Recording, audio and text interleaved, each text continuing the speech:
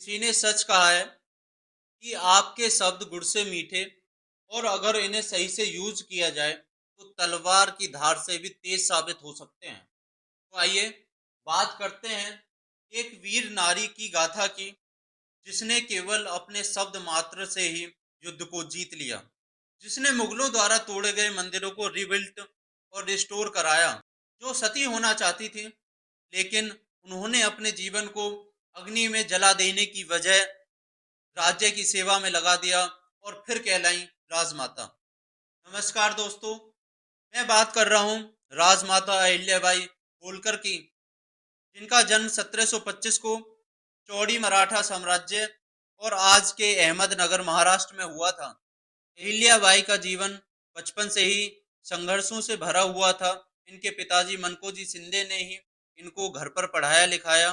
जब अहिल्याबाई की उम्र लगभग 7 या 8 साल की थी तब इनकी शादी मालवा के शासक मल्हार राव होलकर के पुत्र खांडे राव होलकर से कर दी जाती है। शादी के समय खांडे राव 9 या 10 साल के थे। कुछ सालों बाद 1745 ईस्वी में अहिल्याबाई को एक पुत्र हुआ जिसका नाम मालेराव होलकर, और 1748 में एक पुत्री हुई जिसका नाम मुक्तिबाई रखा गया।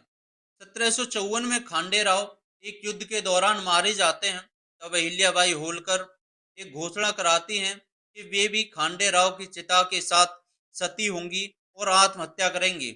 लेकिन ससुर के बहुत समझाने के बाद अहिल्याबाई सती होने का विचार त्याग देती हैं। कुछ समय बाद मल्हार राव का भी निधन हो जाता है और राज्य की गद्दी अहिल्याबाई के पुत्र माले राव होलकर को सौंप दी जाती है।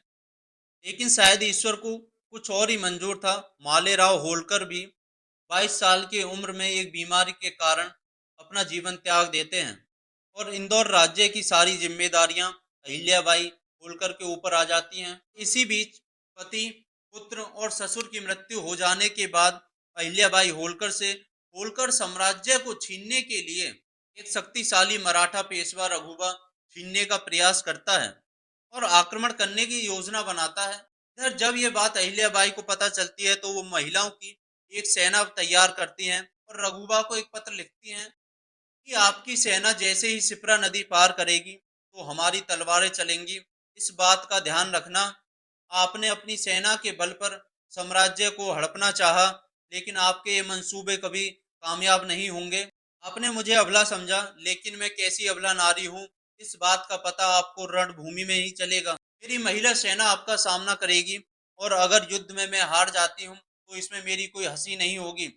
लेकिन जरा सोचिए, इसका विपरीत होता है और अगर आप हार जाते हैं तो फिर आप कहीं मुंह दिखाने लायक नहीं रह जाएंगे और ऊपर से एक अबला नारी के ऊपर आक्रमण करने का जो कलंक आपके ऊपर लगेगा उसे कभी मिटा नहीं सकोगे। तो सोच समझकर ही कदम बढ़ाना।